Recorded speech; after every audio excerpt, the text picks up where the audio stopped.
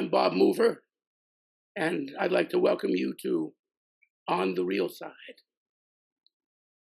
Today, our distinguished guest is someone I consider a great musician, and I'm not alone in that. And recently, we've collaborated on a number of things together. Among other things, he was a Berklee recipient of the DUKE ELLINGTON Award for arranging, and studied under Herb Pomeroy there, and then became a long associate for a number of years with great Barry Harris. And Isaac continues to teach Barry's method around the world and in New York, where he lives. His name is Isaac Raz, and I'd like to say hello, Isaac. Hi. And before we get started, I'd like to thank everybody for having given us the likes and becoming members. How do you say? The subscribers, I mean. And subscribing, and we really do appreciate it. It's more important than you might think. So if you do enjoy this, which I think you will, please give us a like and feel free and subscribe. It's free. That's Romeo. As our other guest for the day is, you may have heard, it's a famous name. Okay. He's young and he's a brilliant vocalist. He is. And we think he has a wonderful career. He's also very photogenic. Or we might say he has a great future behind him. He's very photogenic. This is Romeo, everybody. So when you hear him, give a shout. Yes, that is Romeo. And he's rather new to Isaac. Isaac just got, That's right. Isaac and his wife Annie just got him just a few months ago. And he's a 2-year-old rescue dog, right? That's right. We think he's a Chi-Pin, which is a Chihuahua miniature pincher mix. Chi-Pins. So, and he looks, as you could see, he looks like a German Shepherd that went through a shrink ray. Yeah, he had it was left in the dryer for too long. Did you grow up with pets? No, this is both my wife Annie and my first pet. So it's been quite the experience. Uh-huh. Yeah. Yeah, because I found, I was reading a book once about the Jews and the Japanese. Okay. And it said one thing that the Jewish people and the Japanese have in common, even though you do find Jewish homes with pets and you do find exceptions, yeah, the rule is really not so much to have pets. It's not as big a tradition as it is for some other cultures. Yeah. Because the philosophy behind it, I was told, were people should be with people and animals with animals. And this is sort of I don't agree with that because I'm kind of a pet person. Some of the best people I know are animals. Yeah, that's like, they are. There was a movie called Animals Are Such Beautiful People. Yeah. Which was an interesting movie about things like that. But getting back to you, Isaac is, his background is Israeli American. So the first thing I want to ask you, were you not christened, but were you bestowed the name Yitzhak or Isaac? So I was actually named Isaac, which in Hebrew is pronounced Yitzhak, after my grandfather, and which is the tradition. My grandfather passed before I was born, my father's father, and I got his name. Your father's father was the American. No, they were both born in Israel, and when it was Palestine. And so both of your parents were born in Israel. My parents, yeah, my father was born in Petah Tikva, and my mom was born in Jerusalem.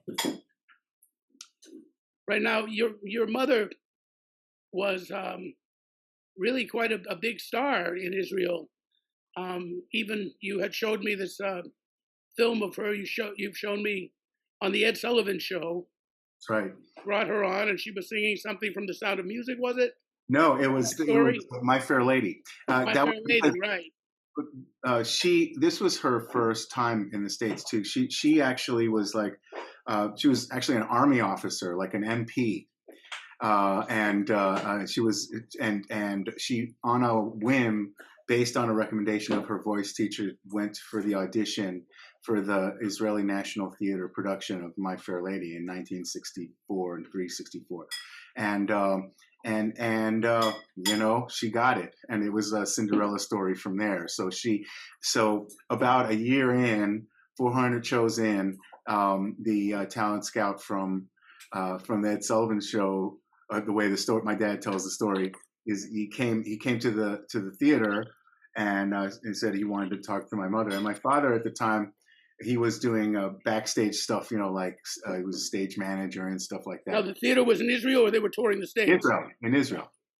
And so they flew out to Israel to invite her to do the Ed Sullivan Show. And my dad made him wait for like 2 hours. He's like, no, she's busy now. But he had no idea who he was. You know, it was almost like a Seinfeld episode. Right, they didn't know Ed Sullivan. Right. So I'm Irishman. So they flew her over, and then she went right back to do a show the next day. And that was actually in 1964, and I believe it was I think it was November 9th, which was also Jimmy Durante's 60th birthday special or something like that. And she sang My Fair Lady. She sang I Could Have Danced All Night in Hebrew with one chorus in English. And Ed Sullivan interviewed her at the end, you know, just a little couple of Yeah, words. I remember you showed it to me. It was an interesting little clip. Yeah. How old were you at this time? When were you born? I was born in 1968, so 4 years before you. 4 years after that, yeah. And at the time she was here in the States, they were living and working at Grossinger's. Which, for those of you who don't know, that Grossinger's was a resort in the Catskill Mountains, right. Run by and for the Jewish people. It's part of the what they call the Borscht Belt, where a lot of the great comedians got their starts, and so my mom was working there, as was my father, and at the time we lived there when my mom was pregnant with me, and then and I was born here, actually just a few blocks down the street there at Mount Sinai. You were the first and only child? No, I have a brother, 6 years younger, who lives in Orlando, Florida now, and he was also born at the same place. So, is he musically inclined? He's very musically inclined, but he didn't choose that as a career. He's more in the hospitality industry, and he's got a big corporate job with Hilton Corporation right now, in charge of all these different resorts and stuff. So he went in the direction my father eventually went, and I stayed in music like my mom. So you, as Barry put it to you, how did Barry say it? He said you were... Well, he didn't know about all of this until one day, you know, I think I was at his house for Scrabble night, which he had Scrabble night every Friday, you know, like obviously he was an amazing Scrabble player. And I had the privilege of being there at that house, playing Scrabble with Barry, and I showed him. We finally found the footage from the it's actually kind of a funny story how we got that, but I showed him the footage from the Ed Sullivan, and he's like, "Oh, so you come from music." You come from music, yeah. From music was the term that he. So, and then since then, it's almost like he looked at me in a different light, you know. Like it's almost like if you grew up around music, it seemed like you're of a rarer type of person, you know. Right. It was right in there in your life. You came to it. It came to you, sort of, rather than you came to it. So absolutely, that's a way I like to describe it, because I never really considered doing anything else. There was nothing else on it. That was my next question. Was there anything you thought of doing? So you started by playing piano, right? Your parents gave you piano lessons. Yeah, early, and then when I was a young child, I was pretty bad at practicing. so I stopped for a while. But then right around age 9, I kind of asked for I just really was at the piano all the time. And I felt my limitations, and I wanted to advance. And I'd say ever since then, that's been, for front and center. So also, let me ask you, if you're, you were listening to music around the house. I mean, like my parents had, like at that time, the biggest sellers for the record companies like Columbia and Capitol and all this were the Broadway show records. They were very, very big before let's say pre the Beatles. Yeah. Which kind of changed everything. Right. That was, so I imagine you grew up and you had like around the records with this Damn Yankees and My Fair Lady and all of those. You probably heard all that. Absolutely. And not only that, but also since my parents are also from the other side of the pond, so a lot of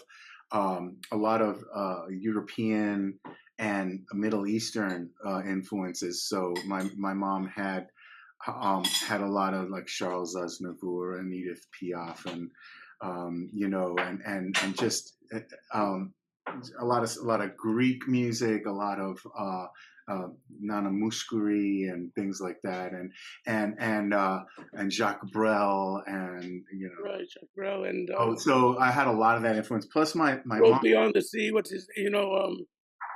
Oh, okay, you got me on that one, but I know what you're talking about. He was a very well-known songwriter as well. So there was a lot of that. There was a lot of the Broadway. And there was also a lot of classical, because my mom took a lot of classical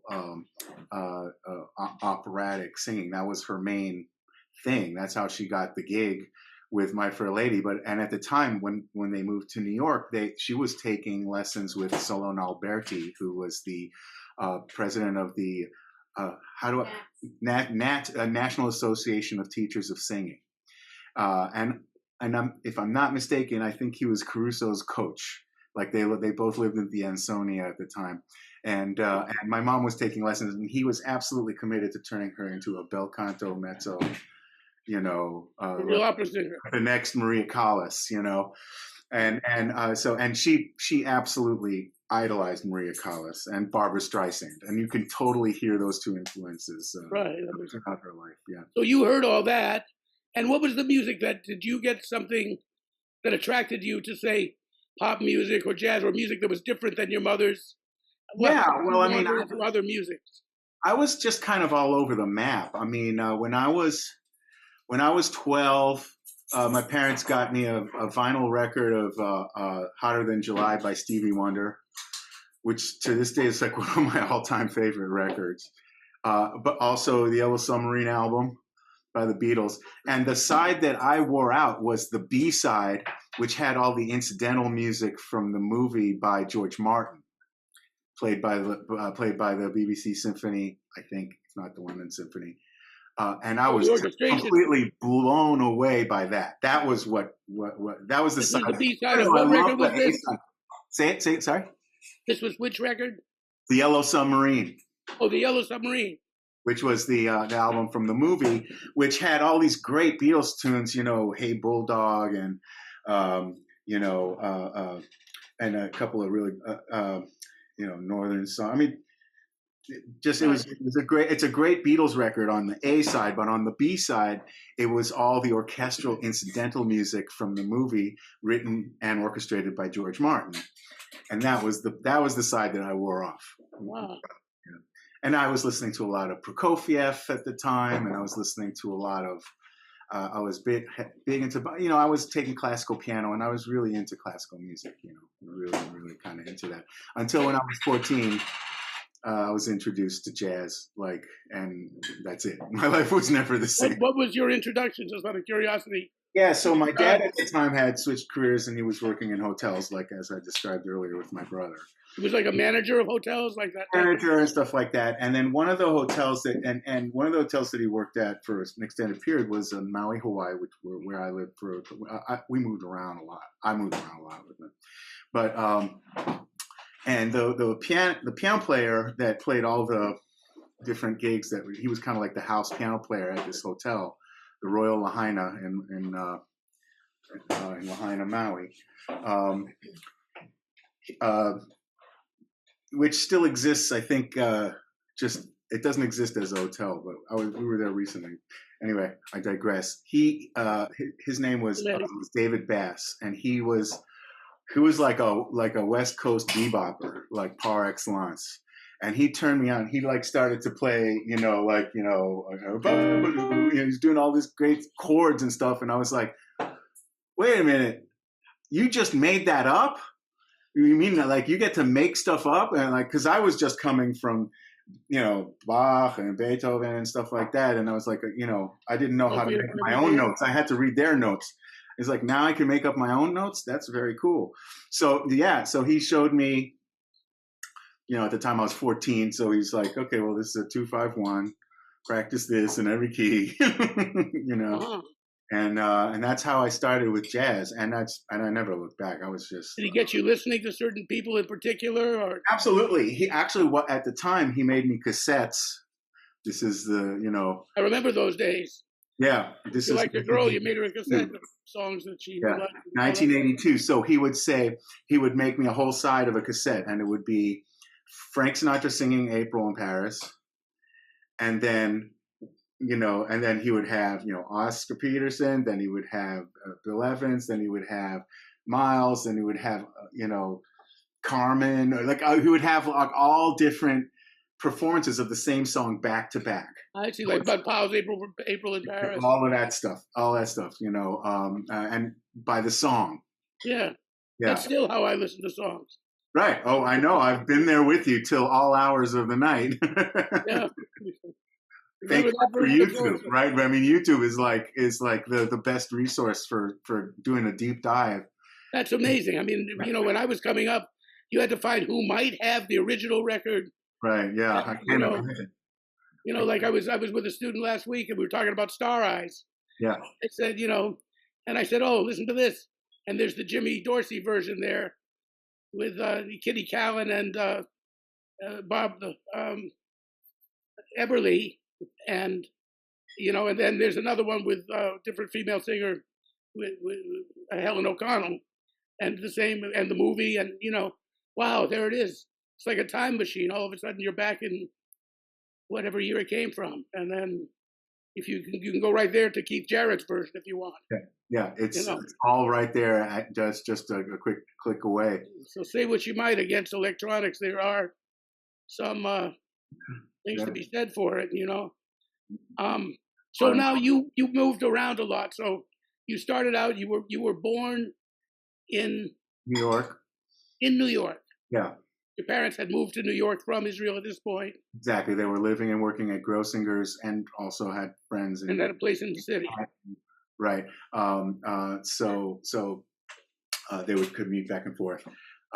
So they, when I was a toddler, they moved back to Israel. I think the way they tell the story, that there was some kind of dispute. My mom was pregnant with my brother. Oh no, was she pregnant with me?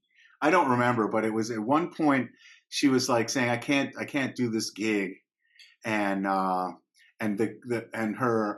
agent that employed her was like, well, then I'm gonna cancel your work, from because they were here on a work visa from at the time. I mean, they have since become naturalized citizens, but at the time, I think they got deported back to Israel, and I was a toddler, and then they worked that out, and then by the time I was 4 or 5, we came back, and then back to New York, and then my dad got a gig out in L.A., so we moved to L.A., and I was there for a couple, for 2nd grade. Then we came back to New York, and I was here for 3rd grade. Then went back to Israel for, I was there from ages 9 to 14, and then Hawaii for a couple of years, and then Scottsdale, Arizona. And then by then, that's when I graduated from high school, and then I went to Berklee, and it was that. So Scottsdale, Arizona. Did you go to private school away from the parents too for a little while too? In Hawaii on Maui, I went to a school out there that at the time it was also a boarding school, and you had people from all over the world living there, because my dad's job was all the way on the other side of the island. It was like an hour and a half drive to get from it was called Seabury Hall, shout out. So I was basically boarding there, and then they moved out to Arizona, and I stayed there for another year. So it was the 10th and 11th grade, and I actually consider those 2 years to be the most impactful in my life, really. How so? Like, well, first of all, it was a great school, so I learned a lot. And I also was forced into being an independent and being in a boarding situation, and literally just plucked right from Israel right to there. You know, it was a real culture shock for me. So it was a big adjustment, and I had to adapt and learn American culture and all. It was a big change for a 14-year-old, 15-year-old, and also I had a good mentor musically there, the music teacher Mark Kennedy, he was an interesting cat. He was an organist, a church organist who knew Bach back and forth, but he was also a huge Bob Dylan fan. So he would, and his compositions were these real quirky sort of amalgams of Baroque and Bob Dylan influenced music, and he turned me on to all this great music that I wouldn't have found out otherwise. You know, everything like Tim Buckley and stuff like that. You mean? No, like more like Zappa and more like you know, at the time when I was boarding there, like everybody was listening to Black Sabbath, AC/DC, you know, you know, and I was in there with my Mel Torme cassette that Dave Bass made for me. Actually, this is one of my favorite albums of all time, Mel Torme Swings Schubert Alley, with the H on it, which is, I wore that album out. I mean, with all these great arrangements, you know. So, but I was listening like super quiet on my. Well, I should also mention that Isaac's a very fine vocalist. Yeah. As well. So. Yeah. You know, it was a huge influence, but then he really, you know, I guess the closest I got to like conforming was I got into Rush for a while. So that was my okay. Listening to him it's the door drama. Like watching Picasso dance. All right, way to go, Romeo. Make the world safe for democracy. Someone was canvassing. Sorry. That's the world we live in now. This fellow that was Bob Dylan influenced. Mark, yeah. So that's right. So Mark Kennedy. So he was a kind of a mentor to me, and he tried to teach me how to sight read, failing miserably. I was always a terrible sight reader, but I learned a lot from there, and then when I got to Arizona, I was already set. I was applied to Berklee. I was like, I couldn't wait to get out of there and get to Berklee. And when I landed there, it was like I was in heaven, because it's like, wow, I'm not the music geek anymore. I'm just, everybody's like me, you know? Yeah, that was. It was a real awakening, you know. I mean, the best thing about Berklee, I think, in a way, I taught there for a while. I never went there. Yeah. And I would tell people one thing. Is if you're into African thumb piano, there's somebody there that's also into that. And you will find somebody to hang with and to do that with. Yeah. And that was why I think there was so many divergent and diverse people involved in so many different kinds of music, you know. Yeah. Now, when you got there, you actually are one of the few, not one of the few, but one of those that actually graduated Berklee. That's right. A lot of people used it as a sort of a waypoint on their way to getting a gig, kind of a networking pool where they can pick and choose a few things that they want to learn, but then they get a gig and they're off, right? I stayed because, you know, my parents were very, very insistent that I graduate and get a bachelor's degree. You know, because them being immigrants, I'm the only person in my family to go to college. You know, neither of them had a college education, but you know, the Israeli school system would bring you up to a point. You know, but everybody finishes high school and goes to the army, and then maybe you go to university or not. You know, so you escaped the army. That was good. I did escape the army. That was part of the reason that they shuffled me off to Hawaii at 14, because after 14. They own you. I didn't know it's that. Compulsory service. I mean, there's not that many people there, so it is a citizen army. you know. Now, when you studied at Berklee, this was you had the idea to be an arranging major. Is this what you were? What was your attitude as you got there, and how did you evolve? Well, that's an interesting question. So yeah, arranging. I had always, growing up around my mom and her, arrangers that she worked with, there was always this air of awe when it came to talking about arrangers and composers in my family. Like my father was always a big fan of really sophisticated harmony and inner voicings and things like that. And he would always sing the inner lines, even when I was a kid. I remember all of this. Did he play piano too, your dad? He played accordion, and he played, and he would do a lot of, he taught music, in Israel, and when he was younger, and right. So you do have music on that side. Absolutely. I just had this actually, his uncle, my father's uncle, my great uncle, Emmanuel Zamir, is considered one of like the foremost Israeli folk writers of a specifically Israeli genre of folk music. So there is that sort of pedigree on that side of the family as well. And my mom didn't really come from musical theater. She came from Sephardic. So my dad is an Ashkenazi background. My mother is a Sephardic background. And she grew up in Jerusalem singing all of these Ladino songs, these melodies that go back like centuries, back to the Middle Ages in Spain. Ladino, right? Yeah. So she did a couple of productions there, where all these old romances, they're called, and others Ladino. Go back to the Moors. Yeah. We watched Seinfeld, the Mooks. The Mooks. We didn't get to that one yet. We're watching it one by one. Okay, sorry, you like that. Mooks. We got to the one where George turns down the writing deal. So she came from the book. So she understood the Sephardic song tradition, and absolutely, and I kind of came up in that. And then one of the projects that she was involved in, to get back to your question about arranging.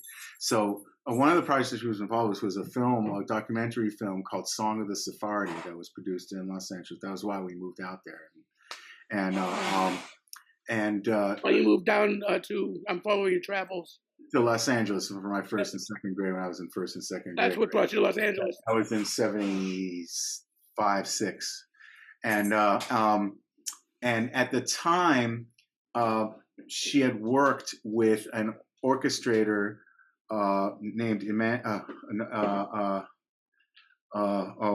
so I'm having a brain fart, but he was like a really, really talented orchestrator. And his orchestrations with the LA Philharmonic, they did a full recording session for full orchestra for this movie, of orchestral settings of these Sephardic romances and romanzas, and it was just a really slick professional arranging job. And so that was always looked on as like the gold standard in my family. You know what I mean? Like somebody who knew how to write for orchestra and could do sophisticated harmonies and things like that.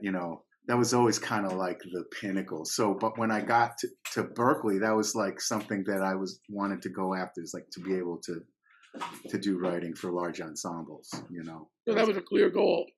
But at the same time, I also wanted to, I felt my playing wasn't quite up to my writing.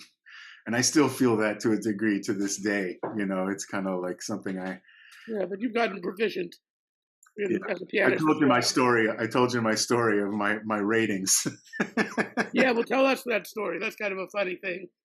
Yes. Well, so Berklee has a rating system for your playing, so that they could place you in an ensemble that is at your level, so that if you're a beginner, they don't put you in an advanced ensemble, and vice versa. If you're a really advanced player, you're not in there with a room full of people who are just trying to figure out how to play. Number 9 is as high as it goes, right? Number 9 is as high as it goes, because 10 is, Jesus Christ, as they said. So they told me when I taught there, and they were explaining it to me, they said, for me to think of myself as a 10, so everything else would be 9 and below. Yeah. Okay, so okay, I got you.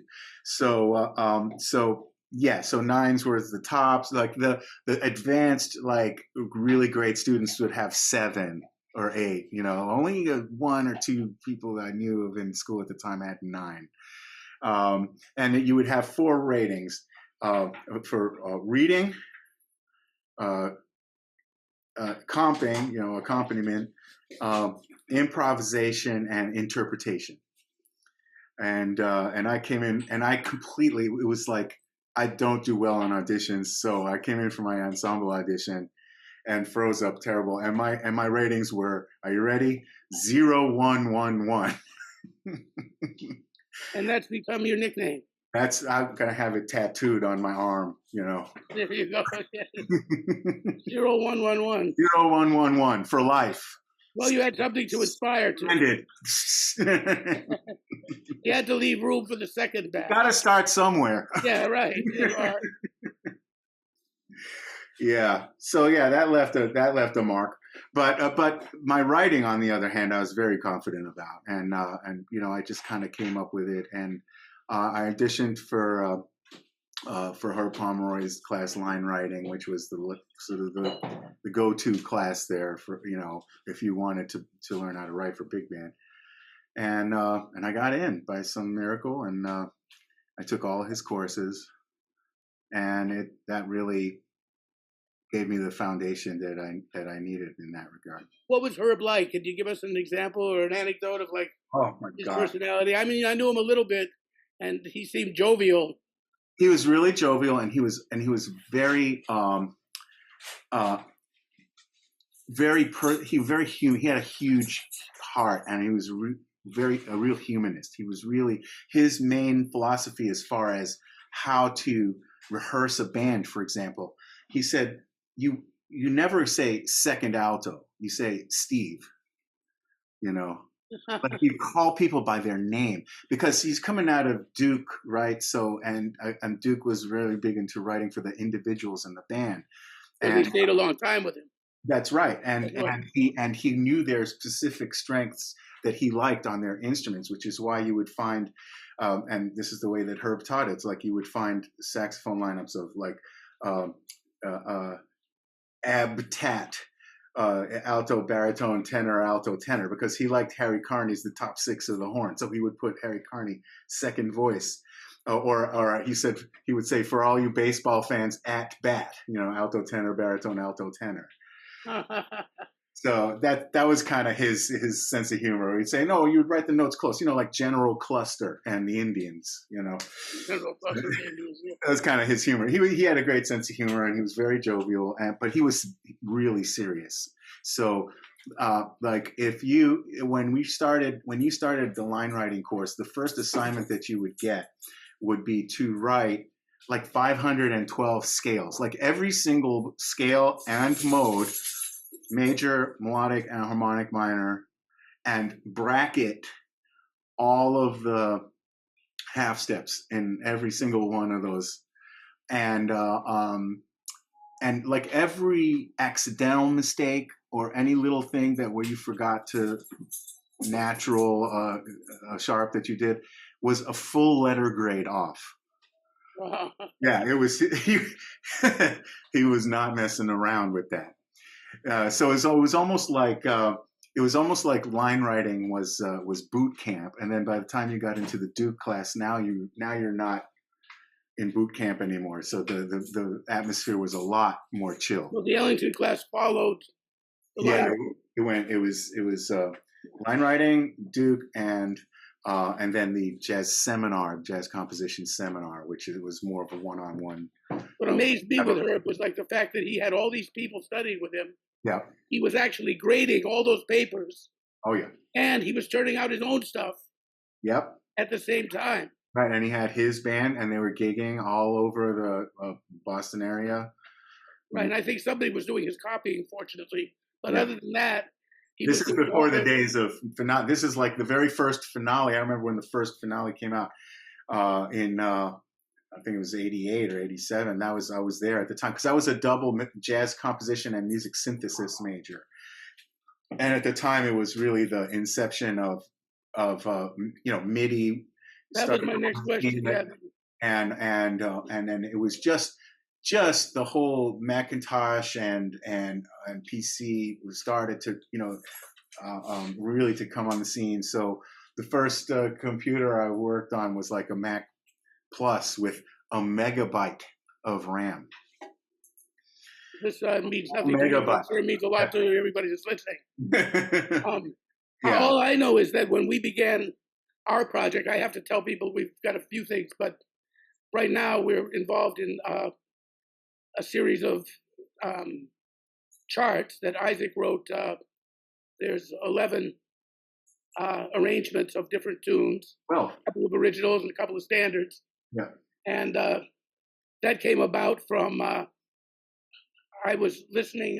Isaac took a couple of actual lessons with me, but that turned into more of a collaboration quickly. When I heard the level of his musicianship, we just decided it would be, better to just do some other things. So we actually did an internet kind of a show on YouTube for a number of weeks. How many did we do? About 15 of them or something. We did a lot of them. Actually, I think there were like 50. I think we did a whole year's worth of every Fridays with Bob and Isaac. Yeah, and we should actually talk about making that available to people. It's on YouTube.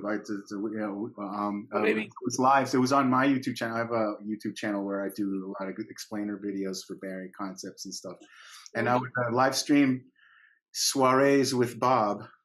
We just go through some tunes and do that kind of thing and talk about the changes. We'd stop at a certain point and say, in that passage, let's try it this way. And they're very informative and educational. I think we did a nice job. I'm looking forward to the next batch. Yeah, I think we should. Yeah. In the course of that, though, Isaac told me that he was writing a record, the arrangements, for a very fine young trumpet player named Antoine Dry. And Isaac had been commissioned to write the charts for it. So he played it for me, and he played me actually the synthesized versions. Right, some of those virtual mock-ups, yeah. Virtual mock-ups. And they were amazing. I mean, they sounded just, you could hear what the band was going to sound like. And so then we talked to a very good friend of mine, producer, who is actually a radiologist named John Bennett in Canada.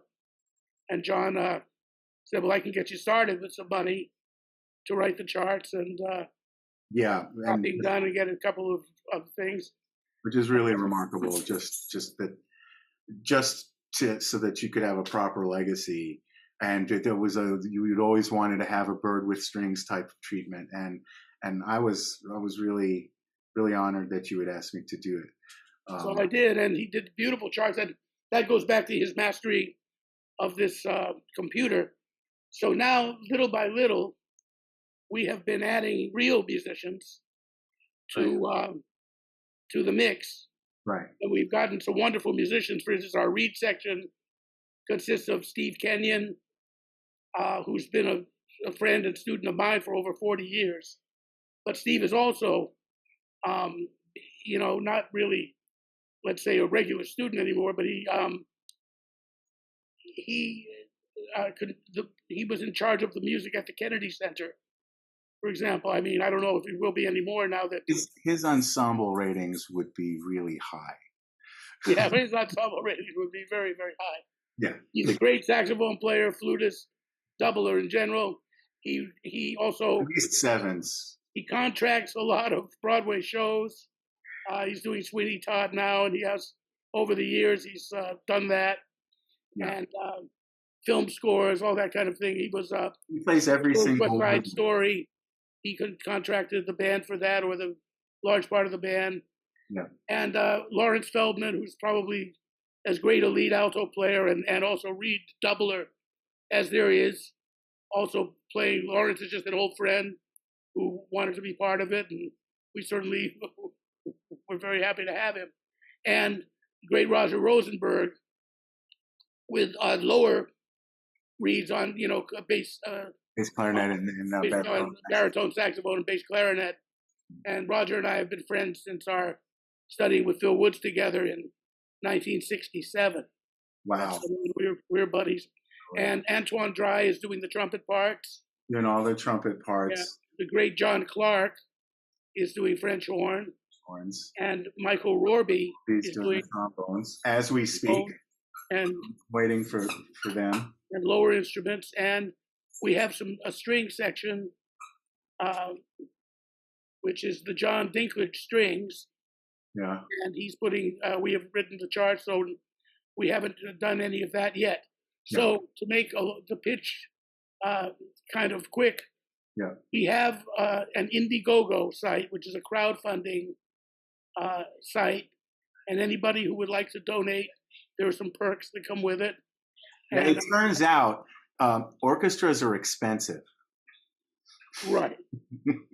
A little bit. And actually, this is the kind of the more sort of, I guess, guerrilla warfare way of doing it, where you can the economic route, right? Where you the economic route, where instead of, I mean, we would love to hire the London Symphony at Abbey Road Studios, but we priced it out, and it's way out of our budget. Or even the New York Philharmonic at Van Gelder. Yeah, but that's so we have people can actually, in this day and age, it's being done a lot. Yeah, we have, for instance, some of our guest stars are Randy Brecker, Kenny Barron, and some other people. But when I talk to Randy Brecker, for example, Randy says, "Oh, I do these kind of things quite a bit. You want me to do that from home? I have it all set up, and my wife Ada does the controls and understands how to do it." So it's kind of a common thing. It's become, I think, the avant-garde now in recording. Yeah, well, it's certainly it adds a lot of flexibility to the process. You can make changes. You can make creative decisions right up to the very last minute. You can also and it's also not all one way or all the other. As you mentioned, the reeds were here, the three of them. And we recorded them live just to get that feeling of a section, which you cannot reproduce when you're doing it one by one as well. I mean, we got to a lot of it, and then Steve did the rest of the horns, the rest of the woodwinds by himself, one by one. But there were a couple of tunes that have real saxophone section type writing, sax solis, etc. And they were in here playing it live like it was a gig, and that actually really blew me out of the water. I was. It was something. Yeah, I was enjoying it too.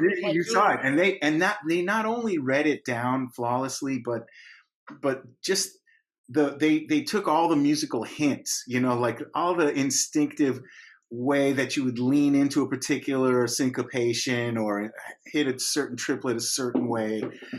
You can write things on the page, but really it's just in the mind of the musician, and you need somebody with that level of experience to really kind of understand. And the computer can give you the notes, but it's not going to give you that. It's that unquantifiable quality of correctness that they brought to it. It was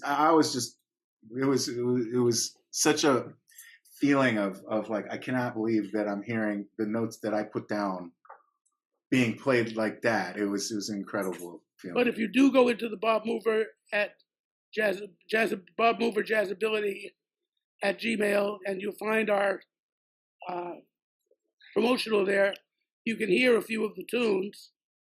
Is that how you do it, Jesse? So what everybody has to do is go to either Indiegogo and look for State of the Heart.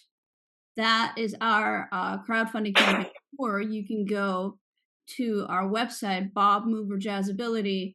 You can see the promo there, and I'll link that to the crowdfunding. And we'd really appreciate any help you can give us. We're about halfway done. Appreciated. We're about halfway done. Now, the other thing that I wanted to mention was, on the tape on the recording that you would hear a rhythm section where Isaac is playing real piano, Yeah. And he will play on some of those tracks. On other tracks, we have Kenny Barron on a track, and we have Sasha Perry on some other things. But also the bass parts and the drum parts are all done on computer by Isaac. But on the final version, drums are actually live. I'm playing the drums as well on them. Oh, you sound good. Actual drums. I'm like, I wouldn't call myself a professional drummer. I'm like more of a midlife crisis drummer, but enough to be able to give the feeling of what's supposed to be there. Right, but the bass is synthesized, right? The bass is virtual, yeah. That's virtual, yes.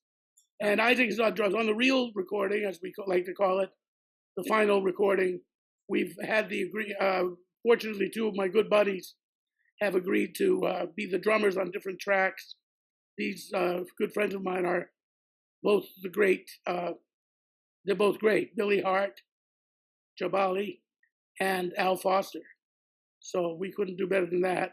No, and we've got Bill Crow, who's almost pushing 100 and plays like he's 45.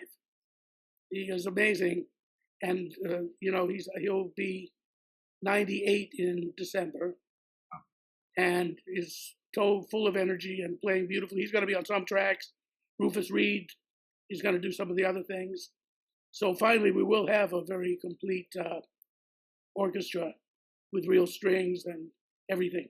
So, we've talked long enough about that, but that all goes back to Isaac's training at Berklee, which was not only in arranging, where we must say you won the award. You won the Ellington.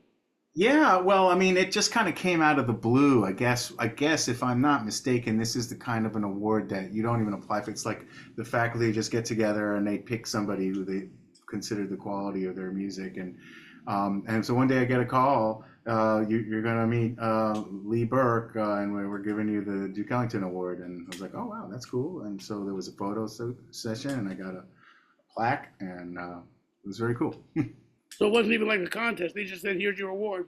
Yeah, it was just out of the blue. Yeah, it just came out. And I that's why I was actually really kind of bowled over by it, because it wasn't like a political thing. It was just based on quality. That's very good. So getting that was a real sort of validation that at the time being 0111, I think at that time I had worked my way up to threes. Threes, I hope so. And Herb probably had something to do with that too. My guess is yes. Yeah, because he was the elder statesman. He was the head honcho there in the jazz department. So that was my guess. I mean, but that's total conjecture on my part. But so now you graduated Berklee, and this began. Now, up to now, you hadn't known Barry Harris. No, I'd known about him and I'd heard about it. And at the time, I had been so schooled out, like when I graduated, as you mentioned, I'm one of the few that actually graduated. By the time I graduated and moved back to New York, I was like, okay, I can't do any more school. And then I just stubbornly just didn't make it to Barry's class. I was just for like 20 years trying to find my own way. Unsuccessfully. 20 years it took you. Yeah, it took me 20 years. So when you finished Berklee. Yeah, and in 1990. Did you go to New York? Did you go 1990. And fast forward to 2012, and my then girlfriend, now wife, who had taken the workshop a couple of times, that was kind of one of our dates. She's like, let's go to the Barry class. I'm like, yeah. Annie is her name. Yeah, Annalisa, that's right. Annalisa. And it was an experience like I'd never had. During those 22 years, I was looking for I knew there was a kernel of truth in the music that I'm not getting, right? And that I didn't get with all of the academic prowess of Berklee and Herb and the writing and the all that stuff. There was just something I was missing, this inner truth about the music. You were back in New York now? You had after Berklee? Now I'm back in New York, right. You're back in New York, and you're working, like playing club dates or doing... Playing club dates, just doing all over the place, playing Latin gigs, playing jazz gigs, playing, you know what I mean? I was just doing everything, anything and everything. And I was also producing tracks, like doing demos for songwriters, doing a little bit of songwriting and pitching myself. I did a couple of film scores. One of them actually made it to TV and got an Emmy for the film. Did not, I don't think there was a category for the score, but what was the film? It was called the 1992 Pioneer Women. It was kind of like it was around the time of the Rodney King riots in LA, and this producer director named Nancy Cooperstein did a kind of a documentary of a woman in the community, bringing people together and just really doing great work in the community at a very contentious time. And it was one of 5 short documentaries, and then so the film won an Emmy, and our segment won an Emmy. And I just did the music bed for it. It was kind of a pro bono thing, but it ended up being a very cool thing, So I was just kind of all over the map, doing. So you left Berklee in 1990. 1990. I'm sorry, that's right. I was graduated in I was born as a musician in 1990, reborn. And so during that time, I was just kind of couldn't make up my mind what I wanted to do. Was I a writer? Was I a player? Am I a rocker? Or am I a jazzer? What am I? I'm still trying to figure that one out. So yeah, just almost like by accident. My wife brought me to, my then girlfriend, now wife, brought me. And then you started to go regularly. And that one day, I remember like yesterday. I mean, after the class was divided into 3 segments. You had the theory class, which is everybody gathered around the piano, like with their recording devices. It was like a press conference, and I was trying to like get my way to the piano, and I was like, okay, well, this is interesting. But and then there was the vocal part where I got up and I sang, and that was fun. But then what really got me was the improvisation class, where he would craft a bebop line based on a specific set of language parameters which he developed, and everybody would play it together with a rhythm section. Yeah, I remember those. Yeah. And by the time that was over, I was like, okay, this is your Tuesday night going forward going forward. Yeah, and I mean, I remember Barry, like I said, when he first started teaching these classes, he heard me with Chet Baker. This is at Hot O'Brien's club in 1973. And he said I could teach this class at this gymnasium somewhere. So he brought me down. He said, well, I come down the next day and play some duets. Was that on 64th Street at the time? Something like that, or maybe even before then. I don't even remember where, but he gave me an address. He told me to show up the next day. And he had sat in with us that night with Chet. And we had a good time. In fact, he played so nice on If You Could See Me Now, and Chet hadn't sung it, that I started to sing it, because I just wanted to sing with him behind me. He just made me want to do that. And I didn't really know much of his playing at the time. I mean, I'd heard him on the Sidewinder and on something with Cannonball, but I had not really, he was one of many, many great pianists walking around New York in those days, and I knew he was one of them. But this was my introduction to him, and I really was knocked out by the way he played. And then he told me he taught, but he didn't want me as a student. He said I didn't need him. I thought I might, but he said, no, I want you to help me teach. So he had me come down, and he had this line of about maybe 15 piano players, ranging from about 11, 12 years old to about 75 years old. And I said, what do you want me to do? Well, first we played Perdido for the class. I remember that. We just did a little duet and a ballad. I forget, maybe Bobby and Soul Perdido. But then he said, I want you to play How High the Moon. They're studying comping. So you just keep playing one after another, chorus after chorus of How High the Moon. And they're going to switch the person that plays behind you. So oh my God. And you just had to blow over all choruses or however many. of How High the Moon behind all of them.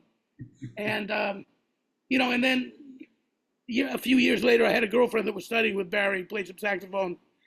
And so I would go to pick her up late at night. He was supposed to finish his class at like 1 in the morning or something like that. He never finished before about 3. He'd go all the way. Yeah, he'd go to 3.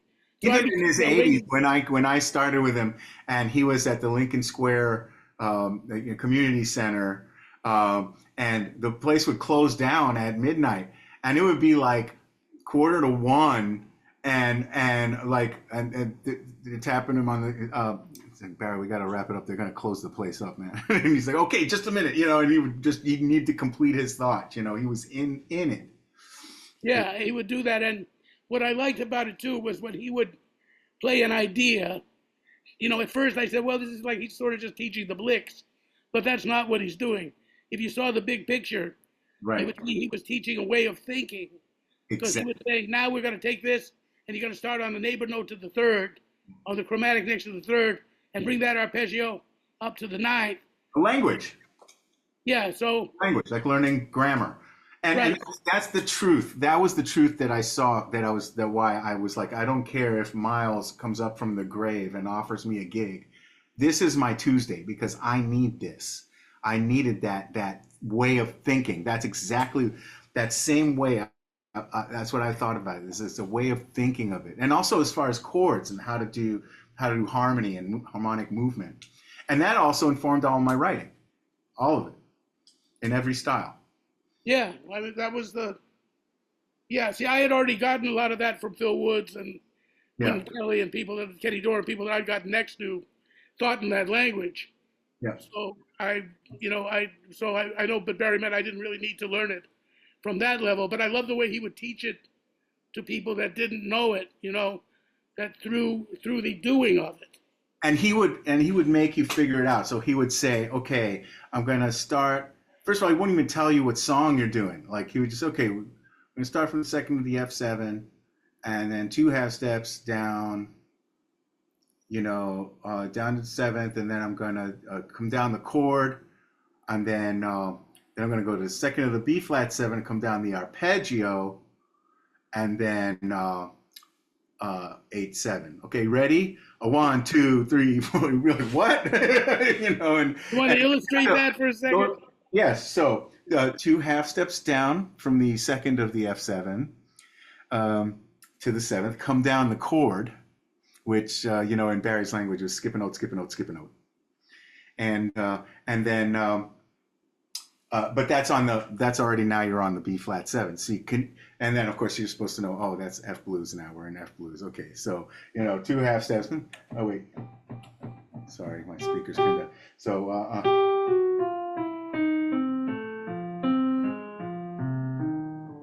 4/3. It was 4/3. Yeah, so that would be the line. So down 2 half steps to the 7th of the F7, down the chord. Okay, now to the 9th or the 2nd of the B flat 7, down an arpeggio, 4/3. So,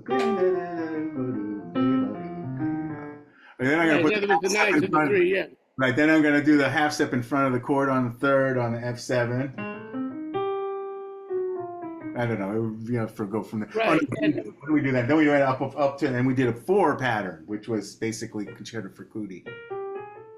So, and you would build it like a Lego set. You would construct a line, and everybody, like we had like 40 horns there, horns, violins, guitars, trombones, saxophones, flutes, you name it, vocalists. Everybody doing the line in unison. That was so compelling because you not only had to be at the top of your game just to keep up with him because of that, because he would, like, if I was trying to figure it out, he would yell, I didn't tell you to play, you're supposed to do it. You're supposed to audiate it. You're supposed to get it mentally before you execute it on your instrument. That was huge. Yeah, which, speaking of executing things mentally, one more little commercial. Yeah. For this book that we took part together. The Lexicon. The Lexicon, which kind of exists because of you. It says here, it says Bob Mover and Isaac Raz. It's the Bob Mover Jazz Lexicon. We now have it in bass clef as well, thanks to our friend Don in Australia, who put it into bass clef. And the way this came about was the same idea of playing in your head. Yeah. I had spent 4 months in the hospital where I got this tracheostomy, where for those of you who don't know what that is, they put a hole here, and I have this piece of plastic without which I can't talk or play. There's my demonstration.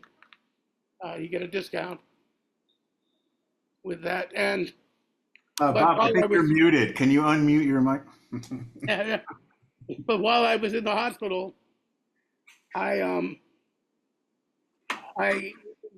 well, I'd gotten it from years ago. Stan Getz talked to me about that, and I used to do it on the road.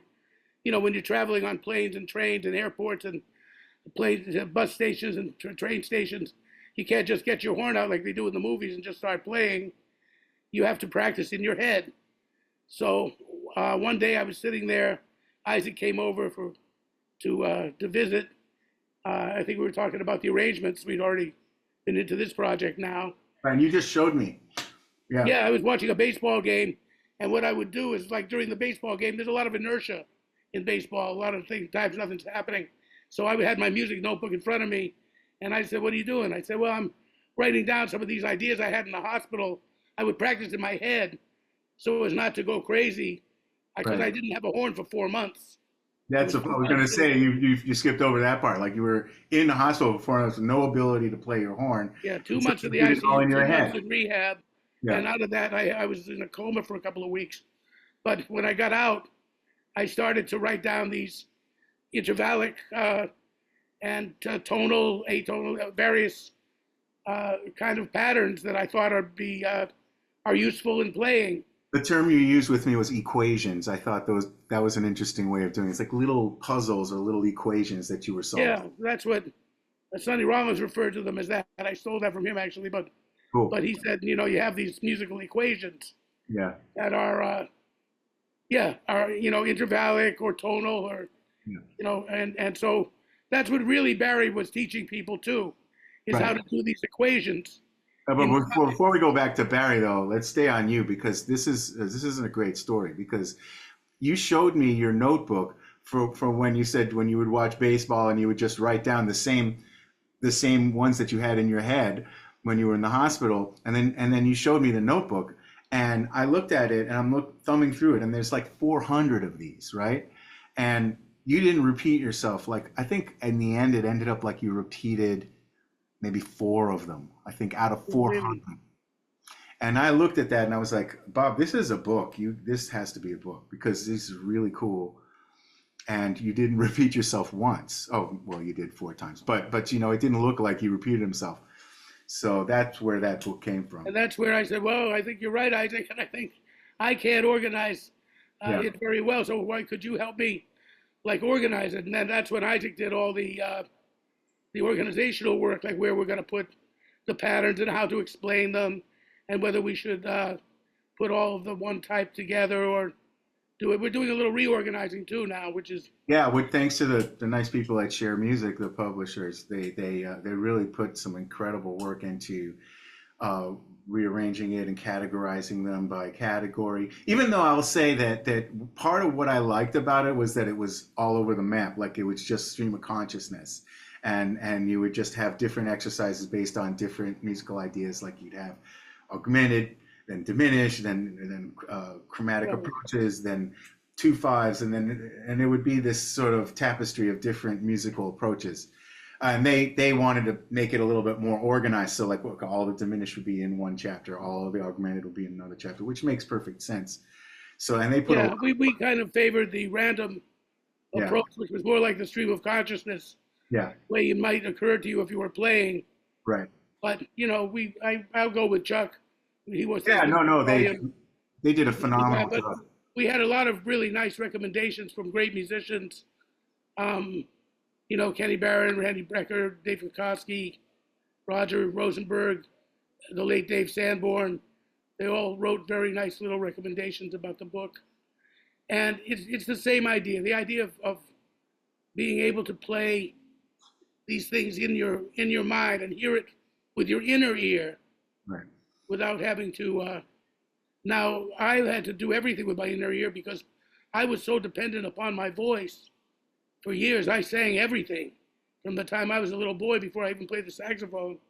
Everything was rooted in my voice, and so now I've had to try a different approach. And back to Barry, that he did that too. He would say, okay, he would sing what you're about to do, and you'd have to audiate it and then execute it. So it's the same idea where it has to go through your mental process first before you do it. So yeah, I'm just trying to tie it back to the same. And that's actually kind of cool. What was also cool about the Barry thing is that it was very, it wasn't, yes, it was a bebop. Barry was the keeper of the bebop flame and all of that, but it was really just tonal music. It really was not limited to one style, and it was just a way of describing the tonal music language. And it could be, as he used to call it, Bach and them. You know, Bach and them knew this stuff. Bach and them guys. Bach and them guys, yeah. And or Herb used to say Morris and Claude. Maurice Ravel and Claude Debussy. Morris and Claude, yeah. Morris and Claude, yeah. But it really, it could be Renaissance, it could be Baroque, it could be bop, it could be the modern. Like in some of my experimentations, like I could use Barry's thinking and it would come out like Bartok, or it would come out like Mancini, or it would come out like anything you want. It's really just a way of describing this language of tonality. Yeah, that's really what it is in a very organized and simplified term. Not overly so, but I mean, I found it's a very brilliant way to. Yeah, well, Barry had a real knack for. I guess this explains why he was also like a huge Scrabble fan, and he would do Sudoku all the time. He had a Sudoku book, and he had crosswords, and he was always solving puzzles, and music was a gigantic puzzle, and he just had this incredible, set of qualities about him. One, he had this incredible intellect where he was able to take these really far-reaching musical ideas and boil them down into one simple operating principle. And his whole methodology really boils down to maybe a handful of these principles, but they're endless applications, right? So he had that quality, this intellect, to be able to do the E equals MC squared of music. Well, I liked also the way he would describe. One time he said this thing. He said, there's really only 5 to 10 things that you need to know. That's it. He said, if there were more than that, nobody would ever play anything because musicians are lazy. You don't want to work that hard. I remember he telling me that. It cracked me up. He told that at New Jersey City University when he did a master class there. That's he said, we're too lazy. Nobody wanted to do that much work. If you had to really work that hard, do you think anybody would do it? That's so funny. And that was typical. I never heard him say that, but that is very.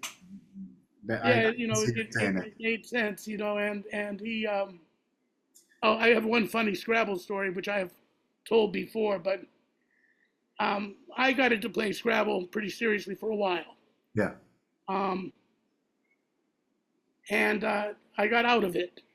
I will still enjoy a good game of Scrabble if it's happening. I may join you, but not with the passion and fervor that I had for it at this particular time. Mm-hmm. So this is in the late 70s. I was playing a lot of Scrabble with a woman I was living with. We played some Scrabble. And I went to Pennsylvania And I played a concert with Ira Sullivan in Baltimore, and then we went to Pennsylvania for a concert there. And Ira was very much, he loved Scrabble too. And he was very competitive. Ira was from Chicago, where, you know, like Gene Ammons ate the tenor players regularly. There was a very competitive scene among, you know, Chicago. They said if you threw a quarter off of the Wrigley building, chances were 10-1 you'd hit a tenor player. Like in the 50s. So we're there, and we went to stay with our friend, good buddy of ours, Steve Patton, who unfortunately just died last year. But he had a farm in York. So we're out for the night on this farm in York, a lot of land, a lot of things, very quiet. They're farm people. They went to sleep about 9 o'clock. Everybody's there. Ira and I were night people. So we're up, and we listen to some music quietly, and then we see a Scrabble set. Ira said, Scrabble, let's play Scrabble. So we set up the board, and the very first word of the game, it's Ira's turn. He gets the draw of the letter. He makes the word zealots. Zealots. 7 letters with a Z. First word of the game. It's like 200 points or something. Yeah, that's a biggie. So the game was over. I said, Ira, can I resign? He says, no. You got to play it through. So anyway, I didn't play Scrabble for about 15 years after that one.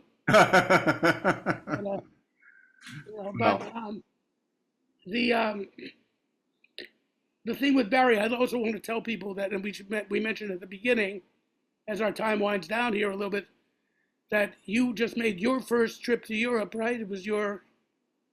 Well, it was my first trip to Paris, but I went with Barry to Rome about that's right. I don't mean Europe. That's 4 or 5 times because Barry had a Rome workshop, which they're reviving now with Richard Clements, and I think they're having it coming up.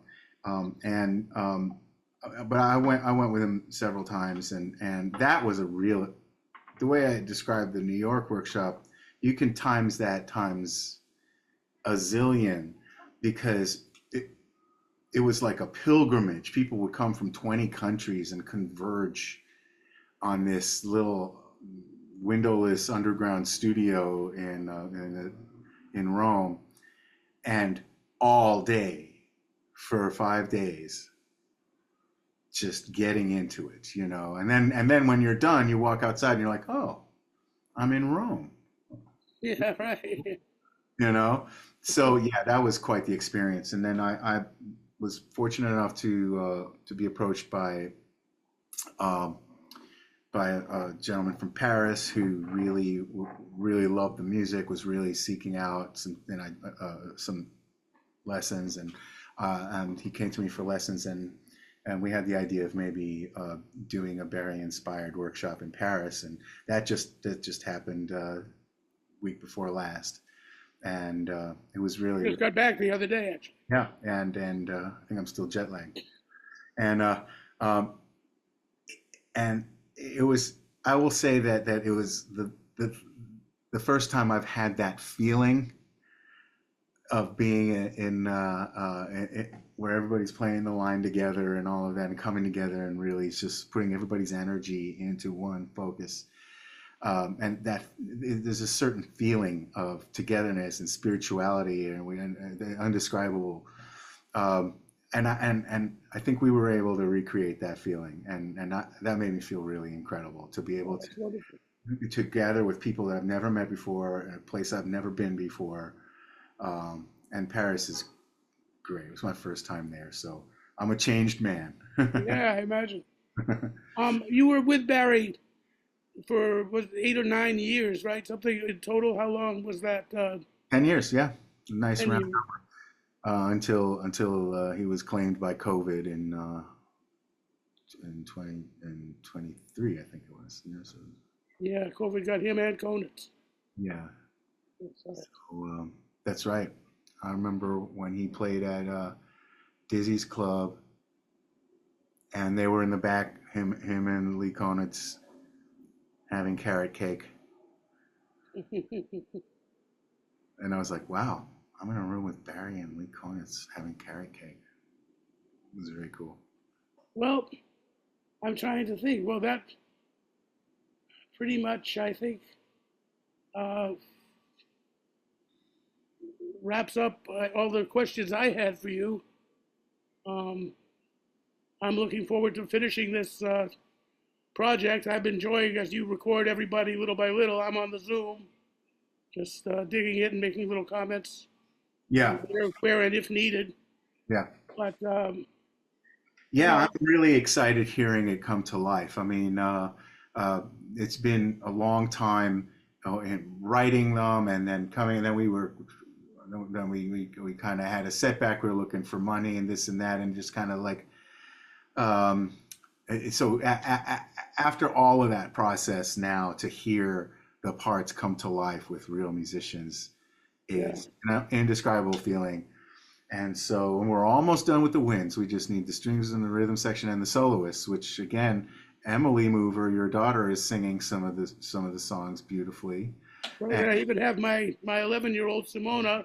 I'm gonna say, "There Is Love" in a little duet with her sister, which is actually coming along very well. It's very nice.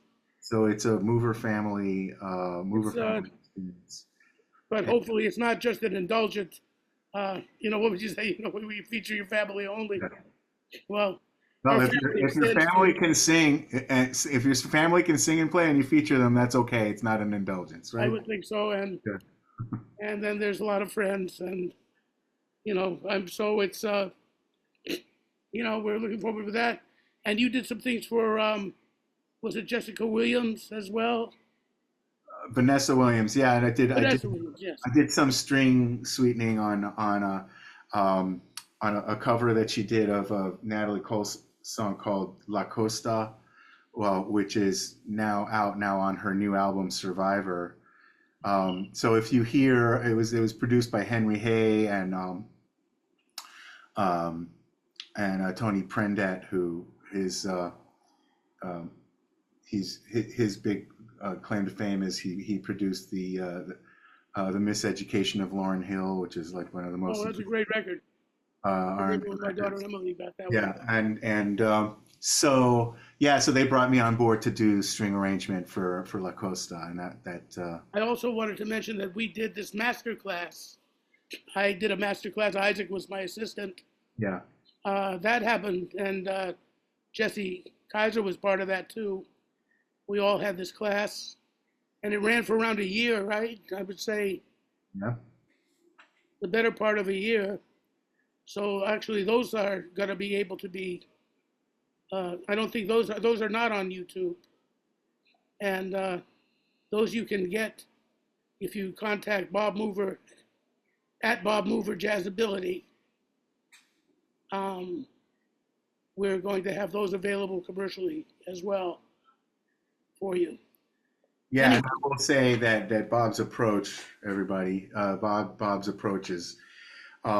It's kind of similar to Barry in a way, but I think he's a lot more sort of methodical in his way of explaining it, whereas Barry was more stream of consciousness, and Bob has it really organized a certain way, and it really helped me personally also sort of wrap my head around how everything fits together, like a global view. So highly recommended.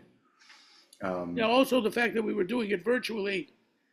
It was a way of making me center the ideas a little, in a more particular fashion. You couldn't jump around quite as freely as in a private lesson, for example, where. Yeah, it's more of a controlled environment, and the ideas that you were presenting were good in that, like in that setting where you would talk about lead lines, guide tones in your solos, and so you would do the guide tone and then improvise around it, and also what solos to learn to sing along to, like which Prez solos you need. That was what I took out of it, was the most, like where we all sang a Prez solo on Lady Be Good, things that you, if you went to Berklee, you wouldn't necessarily get that. It depends on which teacher you get.